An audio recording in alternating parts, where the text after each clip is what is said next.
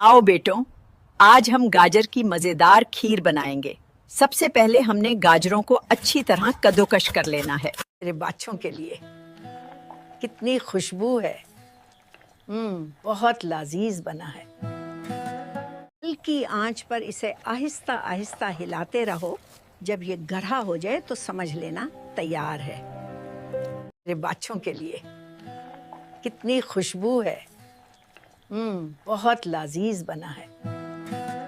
जब दूध गाढ़ा हो जाए तो हम इसमें चीनी और इलायची डाल देंगे।